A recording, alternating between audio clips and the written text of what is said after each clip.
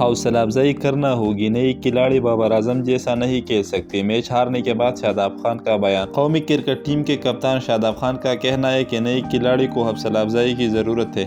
Sharjah میں افغانستان کے خلاف دوسری T20 میچ میں شکست کے بعد پریس کانفرنس سے خطاب میں شاداب خان نے کہا کہ نوجوان کھلاڑیوں پر تنقید نہ کی جائے، یہی پلیئرز مستقبل میں پرفارم کرے گی۔ شاداب خان کا کہنا تھا کہ سب کہتے تھے کہ نوجوان کھلاڑیوں کو چانس دینا چاہیے، نئے کھلاڑی غلطیاں بھی کرے گی، وہ آتے ہیں بابر اعظم کی طرح تو نہیں کھیل سکتی، اس کے لیے تھوڑا وقت لگتا ہے۔ شاداب خان نے مزید کہا کہ اس سیریز کا مقصد اپنے بینچ اسٹرینتھ کو چیک کرنا تھا، مجھے یقین ہے کہ یہ نوجوان کھلاڑی پاکستان کے لیے مستقبل میں اچھی پرفارمنس دے گی۔